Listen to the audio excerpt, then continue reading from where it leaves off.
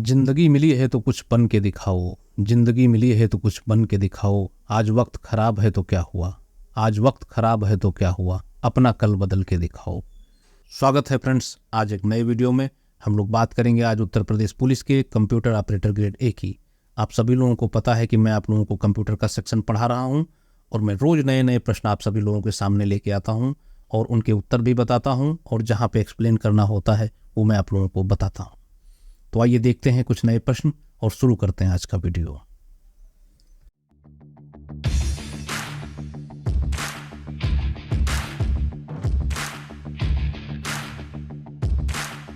Digital computer data और programme को encode करने के लिए डॉट डॉट क्या उपयोग करता है। ठीक है, डिजिटल कंप्यूटर डाटा और प्रोग्राम को एनकोड करने के लिए निम्नलिखित में से किस चीज़ का उपयोग करता है। सेमीकंडक्टर, बाइनरी, डेसिमल या फिर मेन फ्रेम। तो मैं आपको बताना चाहूँगा इसका सही जवाब होगा आपका बाइनरी। ठीक है, ऑप्शन नंबर 20 का बिल्कुल सही जवाब है। डिजिटल कंप्यूटर डाटा और प्रोग्राम को एनकोड करने के लिए बाइनरी का उपयोग करता है। नेक्स्ट क्वेश्चन देखते हैं। निम्नलिखित में से आसानी से समझ में आने वाले निर्देशों को क्या कहते हैं। ऑप्शन में दे रखा है user friendly, icon, information, word processing.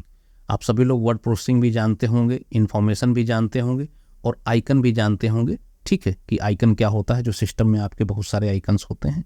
और इन्फॉर्मेशन के बारे में पता होगा कि सूचनाएं होती हैं। वर्ड प्रोसेसिंग जानते ही होंगे।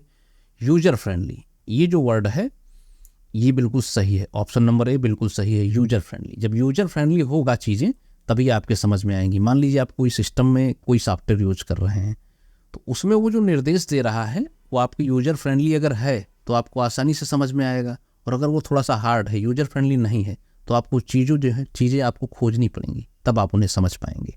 ठीक है, नेक्स्ट क्वेश्चन देखते हैं। क्या होगा जब आपके कंप्यूटर से रैम निकाल ली जाएगी। बहुत अभिन्न अंग होता है कंप्यूटर का रैम।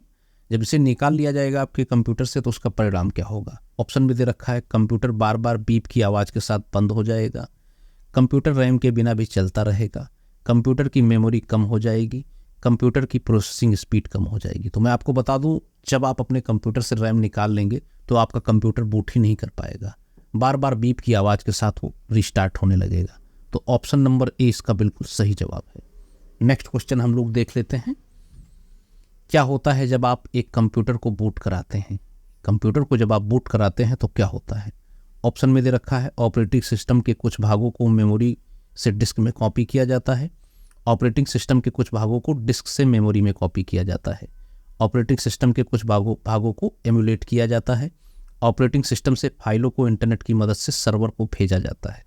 तो मैं आपको बता दूं, जब भी आप कंप्यूटर को बूट कराते हैं तो ऑपरेटिंग सिस्टम के कुछ भागों को डिस्क से मेमोरी में कॉपी किया जाता है। ठीक है, याद रखिएगा, जब आप कंप्यूटर को बूट कराते हैं तो सिस्टम के कुछ भागों को डिस्क से मेमोरी में कॉपी किया जाता है, ना कि मेमोरी से डिस्क में कॉपी किया जाता है। ऑप्शन नंबर 20 का बिल्कुल सही जवाब है। नेक्स्ट क्वेश्चन देख लेते हैं हम लोग। निम्नलिखित में से किस फॉर्मेट में एक्सेल फाइल को सेव नहीं किया जा सकता। इंपॉर्टेंट क्वेश्चन है, पूछा गया है। ऑप्शन में दे रखा है PDF, XML, text and PSD. तो मैं आपको बता दूं, एक्सेल फाइल जो होती है वो आपकी पीएसडी फॉर्मेट में सेव नहीं होती है। ठीक है, ऑप्शन नंबर डी इसका बिल्कुल सही जवाब है। पीएसडी क्या होता है, दिमाग में आप लोगों के आ रहा होगा, पीएसडी होता है फोटोशॉप डॉक्यूमेंट। ठीक है, फोटोशॉप डॉक्यूमेंट। ठीक है, फोटोशॉप डॉक्यूमेंट होता है पीएसडी। नेक्स्ट क्वेश्चन देखते हैं। निम्नलिखित में से कौन सा प्रोटोकॉल दोनों टीसीपी और यूडीपी का उपयोग करता है। ठीक है, एफटीपी, एसएमटीपी, टेलनेट और डीएनएस। तो मैं आपको बता दूं, इसका सही जवाब है option number D. DNS protocol होता है वो दोनों टीसीपी और यूडीपी दोनों का उपयोग करता है। डीएनएस क्या होता है, डोमेन नेम सिस्टम। ठीक है, टेलनेट के बारे में मैं आपको पुराने वीडियो में बता चुका हूं, तो हमारे पुराने वीडियो आप लोग देख लीजिएगा। एसएमटीपी की बात करें तो एसएमटीपी क्या होता है, एसएमटीपी होता है सिंपल मेल ट्रांसफर प्रोटोकॉल। याद रखिएगा, simple mail transfer protocol. FTP की बात करें तो एफटीपी क्या होता है, एफटीपी होता है file transfer protocol. File transfer protocol note कर लीजिएगा आप लोग ये सभी चीजें। ठीक है, नेक्स्ट क्वेश्चन देखते हैं। डैश कंप्यूटर हार्डवेयर पर रन होता है एवं अन्य सॉफ्टवेयर रन करने के लिए प्लेटफॉर्म प्रदान करता है। ऐसी क्या चीज़ है जो कंप्यूटर हार्डवेयर पर रन होती है एवं अन्य सॉफ्टवेयर को रन करने के लिए प्लेटफॉर्म प्रदान करती है? ऑप्शन में दे रखा है VLC, जावा, ऑपरेटिंग सिस्टम, और दे रखा है A and B बोथ। तो VLC क्या है? ये आपका मीडिया प्लेयर है, जावा एक लैंग्वेज है, ऑपरेटिंग सिस्टम ये जो है ये इसका सही जवाब होगा। ठीक है, ऑप्शन नंबर सी इसका सही जवाब होगा। OS का काम क्या होता है? OS कंप्यूटर हार्डवेयर पर रन होता है एवं इसी के अंदर अन्य सॉफ्टवेयर भी इंस्टॉल होते हैं, यानी एक प्रकार का ये प्लेटफॉर्म है जिसमें आप ढेर सारे सॉफ्टवेयर इंस्टॉल कर पाते हैं और इसकी मदद से आप कंप्यूटर को चला पाते हैं। ठीक है, तो इसका सही जवाब होगा ऑपरेटिंग सिस्टम। नेक्स्ट क्वेश्चन हम लोग देख लेते हैं। डेडिकेटेड कंप्यूटर का अर्थ है। डेडिकेटेड कंप्यूटर क्या होता है?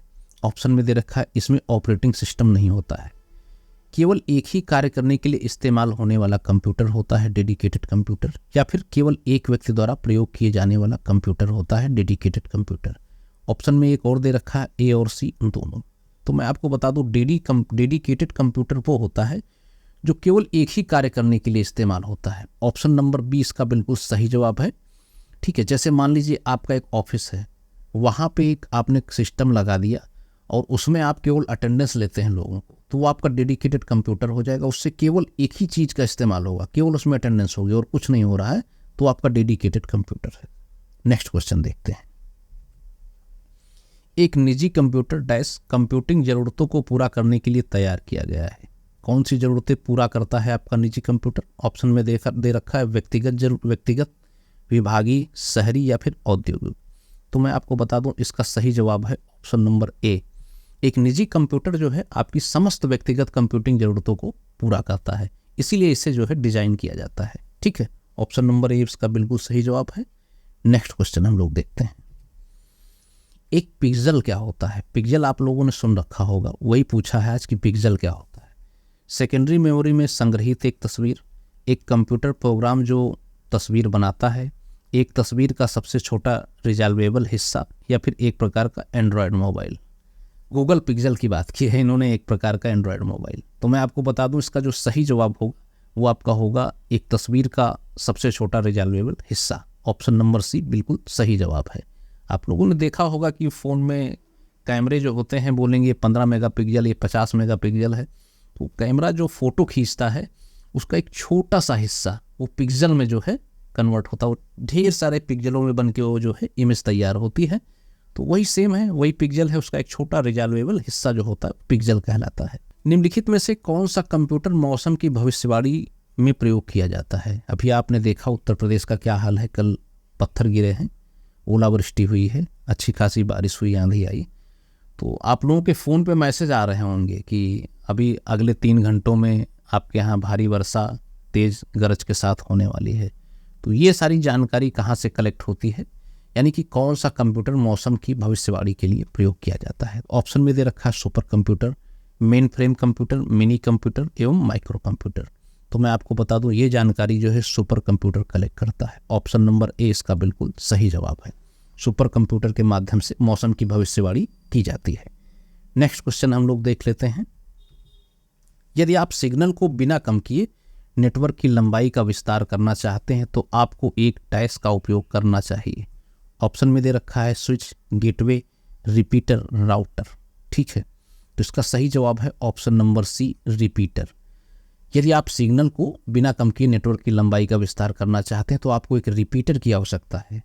जैसे सपोज कीजिए आपका एक घर है, आपने जो है ब्रॉडबैंड लगवा रखा है और आपको पता है 2.4G की तो स्पीड अच्छी होती है, लेकिन 5G की स्पीड थोड़ा सा कम होती है, उसकी रेंज कम होती है। अब चाहते हैं आपकी उस 5G नेटवर्क को आपको विस्तार करना है, उसका पूरे घर भर में आपको 5G नेटवर्क मिले, तो आपको बहुत सारे रिपीटर अवेलेबल होंगे।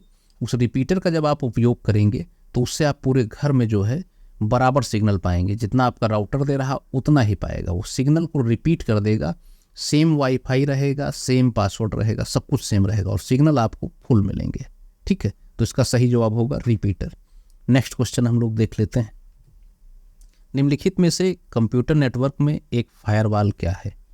निम्नलिखित में से कंप्यूटर नेटवर्क में एक फायरवॉल क्या है? ऑप्शन में दे रखा है एक वेब ब्राउजिंग सॉफ्टवेयर, नेटवर्क की भौतिक सीमा, कंप्यूटर नेटवर्क का एक ऑपरेटिंग सिस्टम या फिर अनाधिकृत उपयोग को रोकने के लिए बनाई गई एक प्रणाली। फायरवॉल का प्रयोग होता है अनाधिकृत उपयोग को रोकने के लिए बनाई गई एक प्रणाली होती है। ऑप्शन नंबर डी इसका बिल्कुल सही जवाब है। आपके सिस्टम में जो फायरवॉल होती है वो मान लीजिए कोई आपके सिस्टम को एक्सेस करना चाहता है या कुछ अनाधिकृत गतिविधि करना चाहता है तो फायरवॉल क्या करता है, उसे ब्लॉक कर देता है, आपके सिस्टम को उसे हैक करने से बचाता है। काफ़ी ज़रूरी चीज़ होती है। तो ठीक है, इसका सही जवाब होगा अनाधिकृत उपयोग को रोकने के लिए बनाई गई एक प्रणाली। नेक्स्ट क्वेश्चन देखते हैं। इंटरनेट पे व्यापारिक वस्तुओं की प्रक्रिया को किस रूप में जाना जाता है? ऑप्शन में दे रखा है ई व्यापार, ई सेल्समैनशिप, ई कॉमर्स, ई फाइनेंस। तो इसका सही जवाब होगा आपका ई कॉमर्स। ठीक है, ऑप्शन नंबर सी इसका बिल्कुल सही जवाब है। इंटरनेट पर जो व्यापारिक वस्तुओं का व्यापार होता है उसे ई कॉमर्स के रूप में जाना जाता है। आजकल आप लोग देख रहे होंगे फ्लिपकार्ट, अमेजोन, बहुत सारी ऐसी चीज़ें हैं जहां से आप काफ़ी सारी चीज़ें परचेज करते हैं। ये सब जो है एक प्रकार के ई कॉमर्स प्रोडक्ट हैं। तो ई कॉमर्स एक जरिया होता है कि आप सभी चीज़ों को सभी लोगों के पास अच्छी अच्छी चीज़ें जो है व्यापारिक चीज़ें आप लोगों को उपलब्ध कराना घर बैठे, ठीक है, इंटरनेट के माध्यम से। नेक्स्ट क्वेश्चन देखते हैं। हमारे वीडियो का ये आज का लास्ट क्वेश्चन होगा। तो इसमें पूछा गया है निम्नलिखित में से कौन सी एक प्रोग्रामिंग भाषा है? आपको बताना है ये जो ऑप्शन दे रखे हैं इनमें से कौन एक प्रोग्रामिंग भाषा है। ऑप्शन में दे रखा है लोटस, MS एक्सेल, नेटस्केप और पास्कल। तो आप सभी लोगों को पता होगा पास्कल एक प्रोग्रामिंग लैंग्वेज है। ऑप्शन नंबर डी इसका बिल्कुल सही जवाब है। और ये जो नेटस्केप दे रखा है, नेटस्केप क्या है? ये एक प्रकार का वेब ब्राउजर है। MS एक्सेल के बारे में आप सभी लोग जानते होंगे, परिचित होंगे, मुझे बताने की ज़रूरत नहीं है। लोटस की मैं बात कर लेता हूँ। तो लोटस क्या होता है? लोटस एक प्रकार का स्प्रेडशीट एप्लीकेशन होता है। ठीक है, स्प्रेडशीट एप्लीकेशन होता है। तो आप सभी लोगों को पता चल गया कि निम्नलिखित में से प्रोग्रामिंग भाषा कौन सी है। पास्कल जो है वो आपकी प्रोग्रामिंग भाषा है। तो उम्मीद करता हूँ आज का सेशन आप सभी लोगों को पसंद आया होगा। जो ज़रूरी चीज़ें होंगी वो आप सभी लोगों ने नोट कर ली होगी। फिर हम लोग नेक्स्ट वीडियो में आपसे मुलाकात करेंगे कुछ अच्छी चीज़ों के साथ में, कुछ अच्छी जानकारी के साथ में। वीडियो अच्छा लगा हो तो लाइक कीजिएगा, अपने फ्रेंड्स के साथ शेयर कीजिएगा, और जो लोग नए हैं वो लोग चैनल को सब्सक्राइब करेंगे। और अगर आपकी कोई क्वेरीज हैं तो आप हमसे सीधे इस email ID पर संपर्क कर सकते हैं upSSC lectures online@gmail.com। Thank you.